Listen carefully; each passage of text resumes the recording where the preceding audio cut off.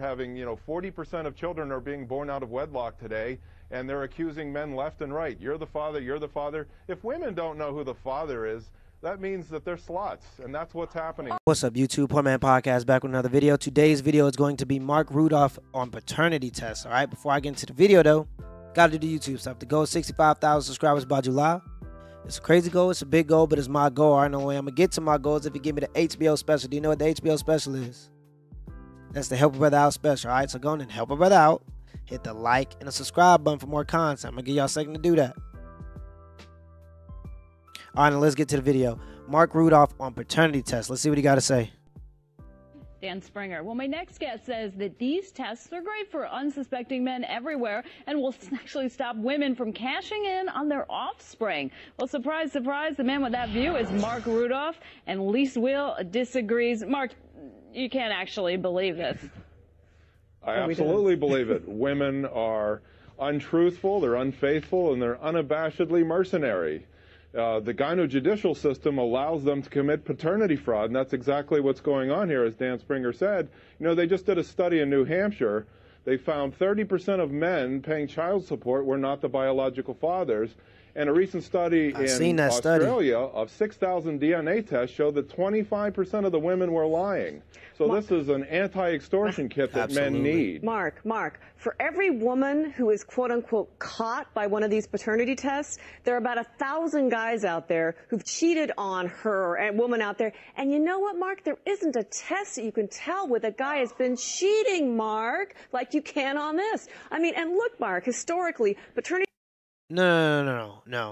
This isn't about cheating, okay? This is about a man being able to know if the heir to his throne that he is raising is actually his.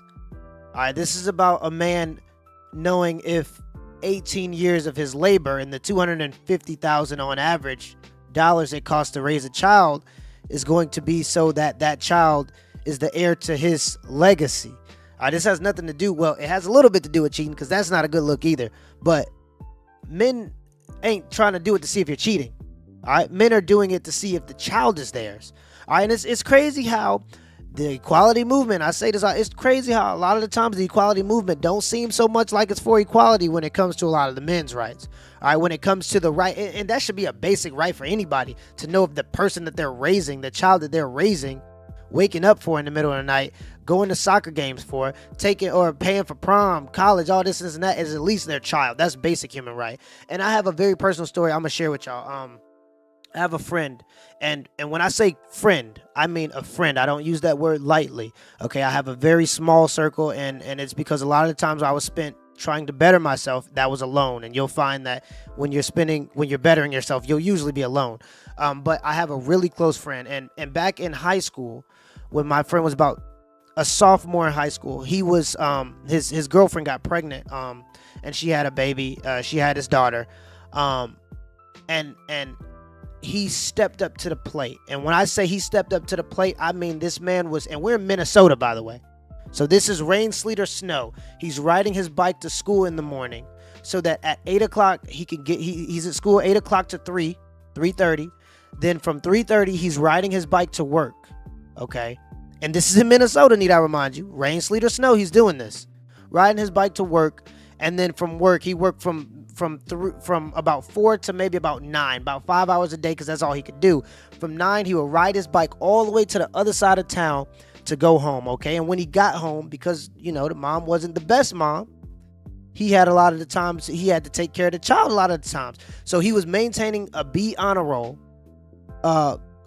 going to school, going to work, and taking care of a child and providing as best he could as a sophomore in high school. I'm talking about you're 15 years old and he stepped up to the plate. I watched this man die from the inside out.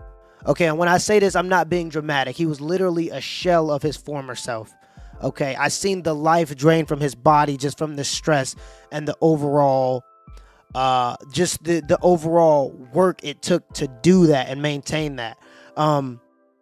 After a few months, he was taking care of the baby, of course, and after about 5 months, there were rumors going around that maybe while he was at school, doing whatever, his girlfriend, because they went to separate schools, his girlfriend was messing with another guy, and he didn't want to believe it because obviously this is his child.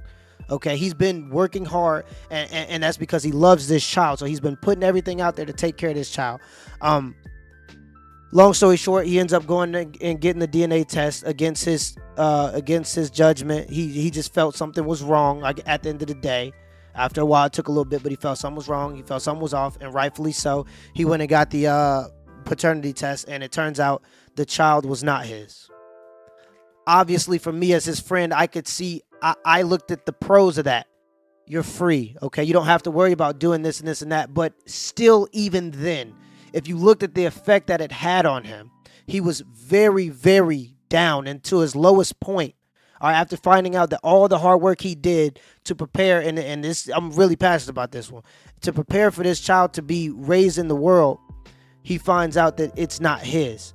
All right, and that's just the cruelty sometimes that and how far that manipulation can go when it comes to women. She had no remorse for his struggle. She didn't even think to say, well, I was sleeping with another man in this time frame, so maybe you're not the father. It's because the other man wasn't doing nothing at the time. Okay, so she wanted him to be the father.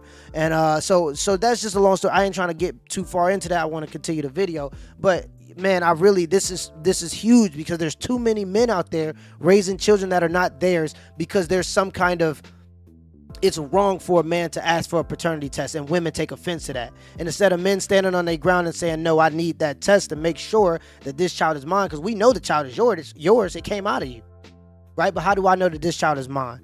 And I believe that every human being deserves that right. I think that's just a basic human right, that should be, at least. But let's continue the video. I don't want to hold y'all up with my sob stories, I guess. Let's continue the video. Paternity tests have been used by women trying to corral guys, into court to say, look, you get this tested because you are the father. And it's the guy saying, oh, no, no, no. Unless it's the case of Anna Nicole Smith, who, everybody wanted to get part of that paternity test, Mark. Lise, that's a red herring, and it's irrelevant, and you know it. The fact of the matter is the DNA test helps the man because the man wants to know that he's not one of these defrauded guys. Bingo. And the fact of the matter is women are having, 40% of children are being born out of wedlock today, and they're accusing men left and right. You're the father, you're the father. If women don't know who the father is, that means that they're sluts, and that's what's happening today. All right, look, Mark, you ask any unmarried, single, divorced woman who's raising a child or more, and she will tell you that the cost, doctors, dentists, school, everything that comes with a child is way outweighed by anything that a non-custodial parent would chip in. The fact that you think that women are cashing in on kids is absolutely ridiculous. Single women out there have a hard time just even getting their kids through high school with the hope that maybe a few pennies will come in from dads who are reluctant to pay anything, who have to be dragged into court to take a paternity test, Mark. Lisa, I just believe in following the money. Two names come to mind: Heather Mills and this Lauren Cleary, who was on the talk show the other night, Moment of Truth. Wait a minute. Red herrings, red herrings. I'm seeing red herrings. Not a red herring. Most women act like Heather Mills. I told you this before. It's just a difference of scale. That's the reason. Look, if women thought raising a child was so expensive, then they would just forego all child support. The reason they want to snag men is because they want the child support. No, that makes they want the child support. Mark, that's why they do it. If the courts would say, if you're an unwed mother, no welfare, no child support. Guess how many women would have babies out of wedlock? Zero. Bingo. Mark, first of all, it takes two to make a baby. I don't know. You've probably never been in that position, but it takes two, and there's no women out there that are going to say they're going to have a baby. We're not talking about